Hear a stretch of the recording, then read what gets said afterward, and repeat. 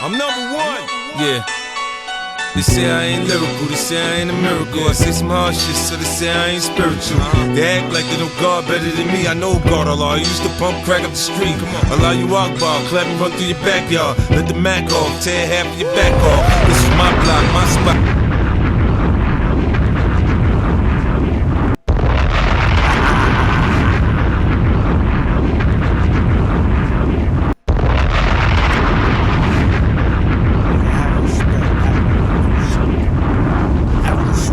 Like you know something. Hit the hype button. If you're in the free world, have respect. Because if it wasn't for the 5K1 guards, you could have been. They got your boy out there too, Ray Ray. They could have had you too, man. You understand? So, what I'm really saying is have respect for life. You got away with a couple of things. Show gratitude. The universe like gratitude. And if I was you, I would move different. You understand? This Bob Marley said, what's riches? It ain't the money. It's that freedom to laugh in the living room and eat with your family and joke around. Yeah. But let's get back to this story.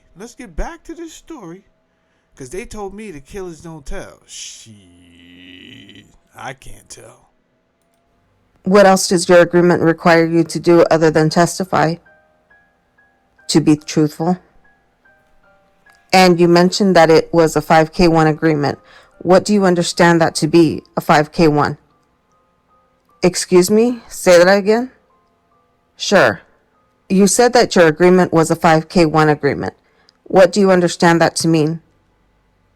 This is an agreement for me to testify today. Gives me a chance to, gives me a chance to get a lesser sentence. Woo-hoo! Nasty work. Thank you, 5K1 guys. Nasty work. Now, for everybody that keeps on saying, but Glaze is a snitch. I don't know why you're listening to snitches. Because in this particular case, if that snitch, by your title that you gave him, wants this deal, he has to tell the truth. This is coming from Prince. This is coming from Manny Dog, Emmanuel, Manny Dog Mosley. This is coming from Brian Glaze Gibbs. This is coming from everybody. So, I don't know why you guys are riding cock so hard. You niggas remind me of Little Kim in that poster, huh? Go ahead, sing the lyrics for me, because that's your part. That's your part. Used to be what? Yeah. Now you do what? Handle it. Heather Hunter, Janet Jackson, take it in the. Yeah. What? Niggas is perverts, man. Get off their dick, bro. Get out my comments riding cock, bro.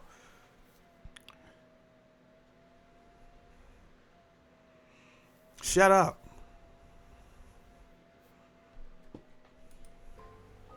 Now you have not been sentenced yet? No. So you have been in jail for some period of time now, right? Since 2006. Waiting for sentence, right? Yes. Next question. What has the government agreed to do if you fulfill your end of the bargain under the agreement? Under the agreement, have the judge be able to give me a lesser sentence than life? Do you know, sitting here today, what your sentence is going to be? No. No, it's a wing and a prayer. It's a wing and a prayer, right? So he got himself. By the way, I'm not trying to incite anything. I'm just letting you know. I'm not going to tell you where he's at and all this other stuff. Manny Dog is free. Hello. He's free. Home minding his business. Has anybody promised you what your sentence? And I'm not being sarcastic. I'm not saying hello so things can happen to it. I don't wish any more. I'm not even being sarcastic or funny. Whatever the words you want to use. This is not cold. I don't want no more. I do this so that we can tear down this whole real nigga. Because I've been asking for too many years, what's a real nigga? And since nobody can answer me, I guess I'll tear this shit down like the Berlin Wall. Fuck it. So all the niggas you thinking is real. Even, yo, ain't no paperwork on him. Yeah, but he told in court. He never asked for an agreement. He never asked for a lesser plea. He just said he did it. I didn't do it. You're not going to even find that in the paperwork. Unless you go to the courts. Hello. Sentence will be? No. Who determines your sentence? The judge. With respect to your agreement, does it matter what the outcome of this trial is, whether or not you get a chance to get a sentence less than life? No. It does matter? No. What happens if you lie here today? Life sentence. Where did you grow up? Harlem. Who is in your household? My mother, my brother, and 2 sisters. Did you have a stepfather? Yes. What did he do for a living? Sell drugs. What can I say? Sometimes you're a product of your own environment. You understand? At some point, did you start doing that as well? Yes. How old were you when you started? Around 13. Caused you to get involved? Just a product of my environment. When you first started, what level drug dealer were you? Small time. Did you stay in school? Mostly back and forth. Did you actually graduate from high school? No. When did you stop going? Around 10th grade. And did you eventually get your GED? Yes. At that time when you started selling drugs, were you selling for yourself or for other people? For myself. What year were you born? 1971. So in 1987, when you were about 13, do you recall being arrested? Yes. What were you arrested for? Guns. Do you remember what the circumstances were? I was in the back of a cab with 2 other guys.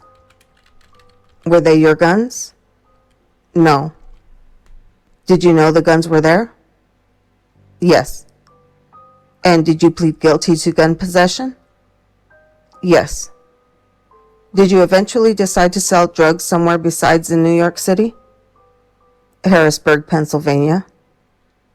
What caused you to decide to sell there? A guy told me about going out of town to sell drugs. So did you actually go there? Yes. About how old were you?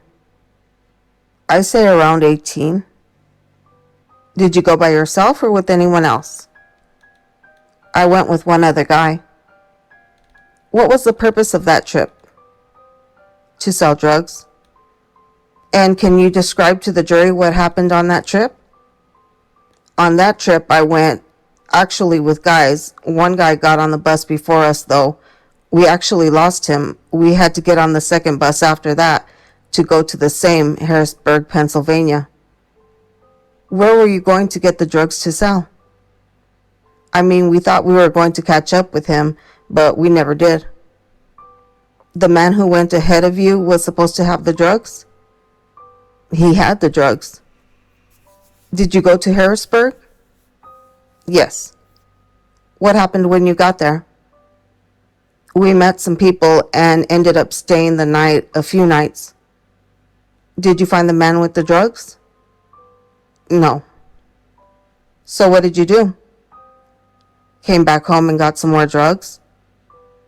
Where did you go with those? Back to Harrisburg. What drugs were these? Cocaine.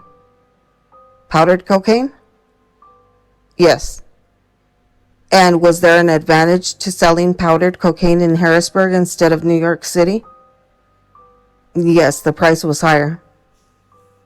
So when you went to Harrisburg the second time, what did you do? We went to the same place that we stayed before with a couple of girls that we had met, and we end up bagging the coke up and going out to the corners and selling them. Street level sales, is that correct? Yes. Once you finished with those drugs, did you get more? Yes. And did you continue selling in Harrisburg, Pennsylvania? Yes. Do you recall how your business there developed, if it did? I mean, it developed pretty well. Describe that a little more for the jury, if you would. Before he does that, because he's about to get into some of the particulars, but Chase Nova,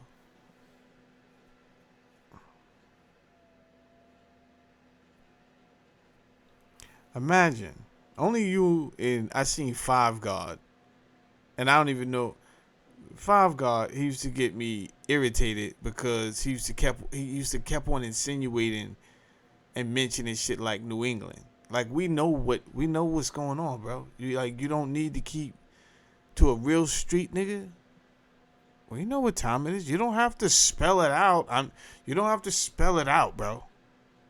So I used to get frustrated at Five God because I'm like, yo, why you keep why?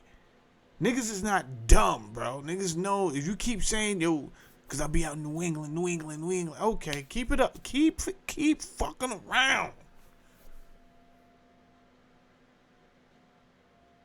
I don't know who you guys think these authorities are. If these is just some crackerjack niggas that woke up yesterday. But I gotta show you they not. Most of them have spent 4 years. Now, you're not dealing with blue patrolmen. You're not dealing with the blues. Right?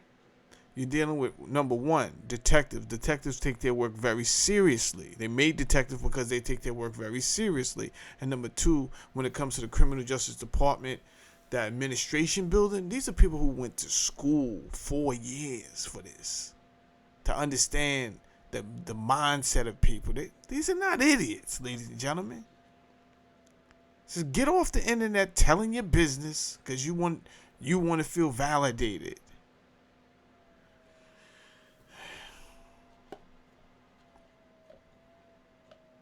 Nigga, go get a hug. Right? Go to a sex parlor or something where they paid to lie to you and make you feel good. But stay off the internet. I assure you this. We ended up getting a couple of other guys to go out of town with us. Back then, that's what you could do. You get a couple of guys and just go out of town and just sell drugs. Were you the entire time that you were there, were you the one actually making the end-to-end drug sales? Yes. At first, until it started growing a little more, that's when we brought other guys up. So he went out there and started a business from scratch. Do you remember how many people you brought there? Around 4. How long total did you spend in Harrisburg? Maybe 3 or 4 years. It's crazy because his journey didn't even start well. It started off with bad news, if we want to be honest. Like, they went out there, somebody else was holding it. They lost the person who held it. They had to come back. This is the time, I'm assuming everybody didn't have cell phones, right? So I don't know where you're at. But all I know is I'm on a bus headed to somewhere. I'm out here. There's no product. There's no reason for me to be here. So the only thing for me to do is catch that bus ride back down. Get some new batteries for this Discman. And listen to all these songs over again. And do you recall how much money you were making while you were doing that? Just to give the jury an idea of what kind of volume business you were doing? 100 grams of coke would probably make about $20,000, $30,000 after you cut it. And how long would it take you on average to go through 100 grams of coke in Harrisburg? Maybe 2 weeks. 2 weeks, every 2 weeks, 30 grand. This is what I'm saying. This is, now do you understand why I say streets is not hip hop? Streets is not poetry. Streets has nothing to do with rapping. Streets is a real business. But the risk is high. Not only do you have the authorities, you got other predators out there that's just waiting for you to hit your quota at the end of the week, and niggas just run down on you, run out. Niggas follow you home from the club and all that. You can't even enjoy yourself in the club out of state. Niggas just lurking.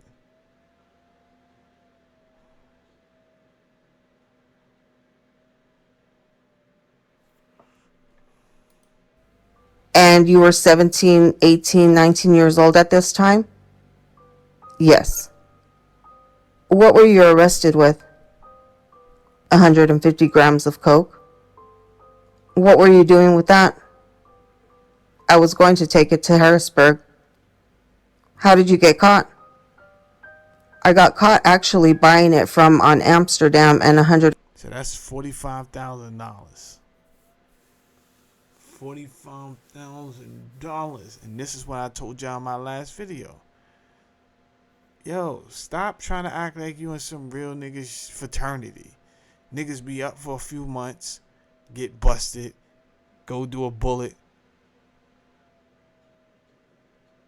You understand? When they come home, some will go in. Do the same shit again. From the womb to the doom. Shit is unpredictable. It's the same cycle over and over again. 143rd Street, I think. And did you continue selling drugs in Harrisburg after that? Yes.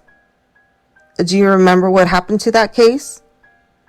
I never got probation. I never went back to court. You ended up with a bench warrant? Yes. Did you continue selling drugs in Pennsylvania? Yes. Other than the people you were actually in business with, did you meet people who were from New York City and Harrisburg? Yes. Were they also involved in selling drugs? Yes. Did you meet someone named Tripp? Yes. And where was Tripp from? He was from Harlem, around 140th, 141st Street. Did you learn at some point what was Tripp's real name? Was that a nickname? It was a nickname. They called him Triple O. Do you remember what Tripp's real name is? Barry Broughton. What was he doing in Pennsylvania? Selling drugs, same as me, but with a different crew. Do you remember something happening in Pennsylvania with Tripp? Yes. What happened?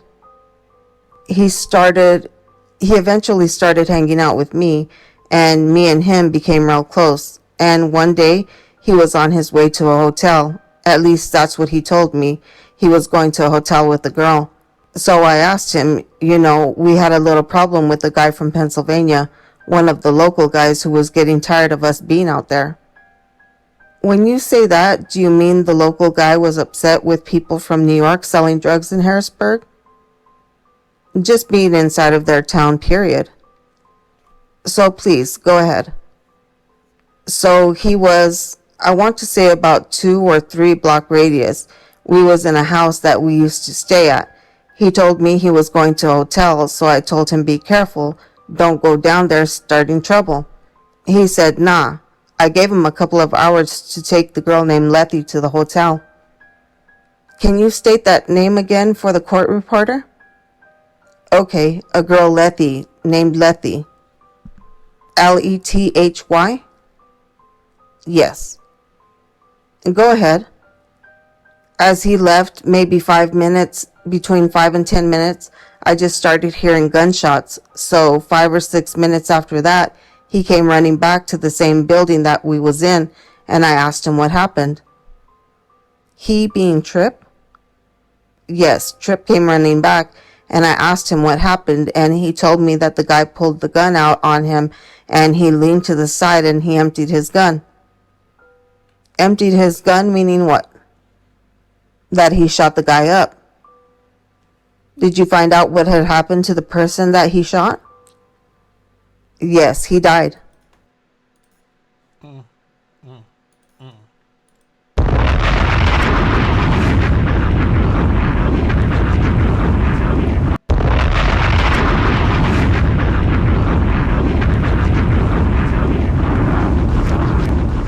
We're not done. We're not done. Oh boy.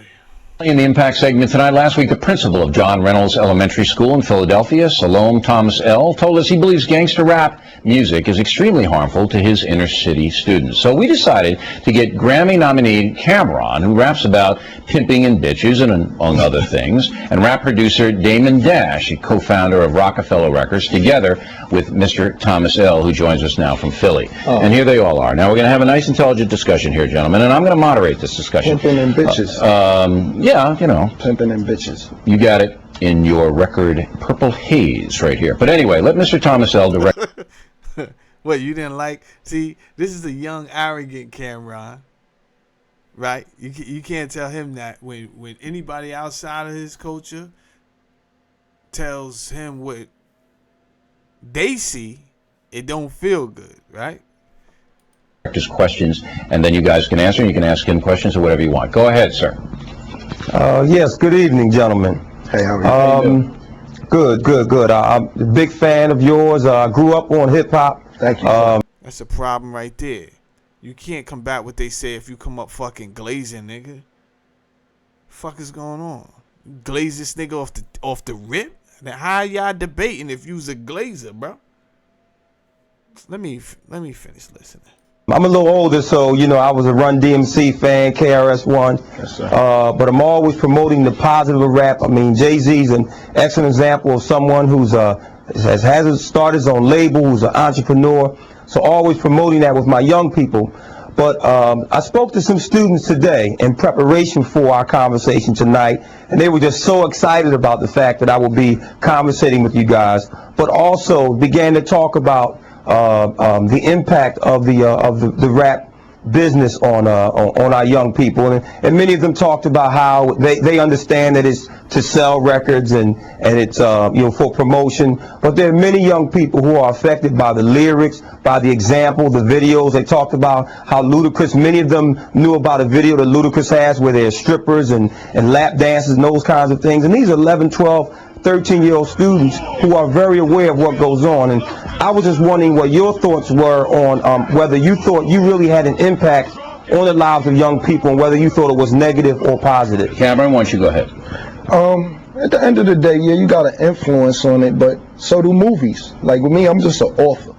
So what I do is I write what goes on in the ghetto. I'm not a liar. So if what I tell you goes on in my album, that's what goes on in the streets of Harlem. Now I'm like a reporter. You look at the news, you don't get mad at the person reporting the news. A lot of influence, I think, go to movies. A lot of people. Yeah, this is the shift. You understand? I'm not pardon Cameron, right? I'm not gonna sit here and listen to this jackass shit, right? Now this is the young Cameron. The new Cameron has on a suit. He doesn't look like a fucking court jester. This is how we all look back in the days. So I'm not shitting on Cameron. The new Cameron. You understand? The older Cameron. But this is how we all was back in the days. I sold a lot of those jerseys these niggas got on. You understand? I made a ton of money off them shits. Selling niggas these oversized jerseys. Stupid big clothes and all this stupid shit. But at the end of the day, back then, we was going to say anything so that the blame didn't fall on us. But we were representing and embellishing and glamorizing all of the street shit. No matter what is about to come out of Cameron's mouth, that's exactly what people were doing because they was making it seem like the real niggas sold coke. You understand? The real niggas is in the streets. The real niggas is hanging in gangs. That's what we did. So you could push the influence off of the movies and all of that, but nobody was really trying to be Arnold Schwarzenegger, my nigga. Niggas was trying to, y'all was trying to be drug dealers and gangsters, and then y'all took what y'all seen there, y'all portrayed their character to the rest of the world. Now you got them around in your camp. You just happy to go lucky, happy to have these niggas around you. But in all actuality, you are extenuating their energy to the rest of the world. And a whole nother group of people made money off of this. Like a lot of money. Y'all made peanuts and these niggas made money. So why would they be against exploiting the youth of our race? Anyway, do me a favor, hit the like button, hit the hype button, definitely for your boy. You know I love that hype button. And do subscribe, right? I thought I had two, 3 videos during the series. Turns out I might have 50. This might be a 15, 20 video series on God. We just getting started. Wallahi. You understand? We just getting started. Let's go.